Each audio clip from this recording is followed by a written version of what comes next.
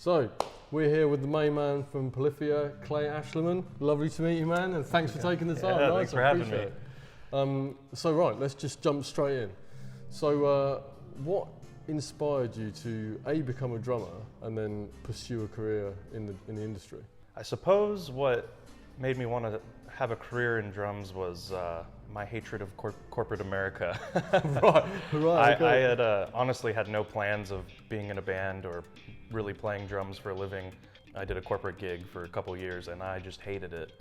I said, there's got to be something else I can do. So I quit my job one day, got a kit and a practice space, and then started drumming. And I practiced for about 10 hours a day every day for a year. Wow. And then after that, started joining local bands and jamming with people and stuff, and it just kind of took off from there. I filled in on drums for a band called Invent Animate. They're a metalcore band from Texas, actually, where I'm from. And I toured with them, and they knew Polyphia because they had just done a tour together. So when Polyphia fired their old drummer, they hit up Invent to see if they knew of anyone who could step in and help, and they recommended me. So I just kind of jumped right in. So your drum parts with Polyphia are very, very intricate, and the syncopation between you and the guys is like nothing I've ever heard before. What's the creative process behind what you do, how you guys write? Do the guitars come first and then you put a part to it? How does it work?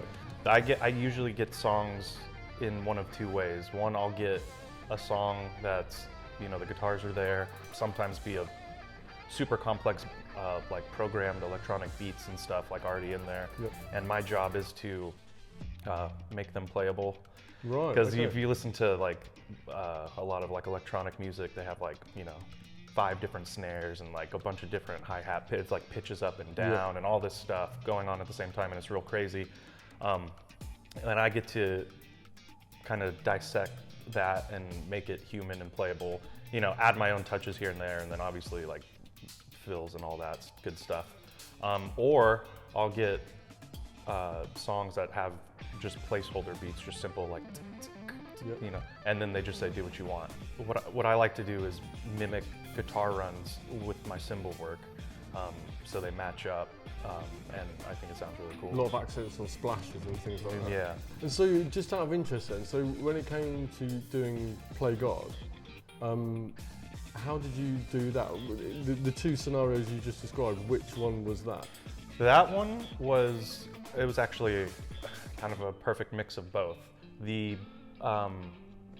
beginning part had kind of an intricate beat on it, and then the second half, like where I start playing the bossa nova-esque beat, Yep. I know it's not bossa nova, but close, that was pretty much blank, and then they just said, come up with something. Wow. So yeah, like the last half of the song was pretty much just plain blank slate, and the first half had kind of placeholder beats. Like I said, your parts are ridiculously intricate.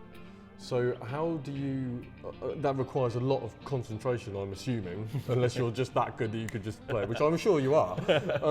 But how do you allow yourself to still give that kind of engagement with the crowd, and give that sort of passion and whatever to the crowd while you're doing these intricate parts? It's really more about just entertainment rather than like focusing on being perfect. Although we do try, obviously, as hard as we can to be perfect, and we rehearse a lot and practice a lot. But I don't know, when we get up there, the 4 of us, we just have fun together.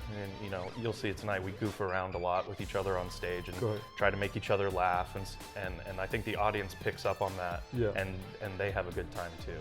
To do that on stage and to keep concentrating and to keep engaged, it must be a bit of a headache. It's not really. We just go up there and have fun. I suppose the headache comes in the months before when we are rehearsing every day. Yeah, working out the tracks and the parts. Yeah. We get together for about a month or 2 months before a tour starts. We get together and we rehearse every day like it's a 9-to-5 job. We take it seriously. I mean, obviously not from 9 to 5. Yeah.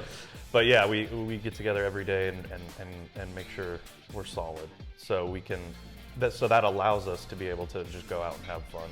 Plus, we're all just, we're four goofballs. We just like to have fun. We don't take ourselves too seriously. I can attest to that. We've only been here about an hour. We've already had loads of fun. It's brilliant.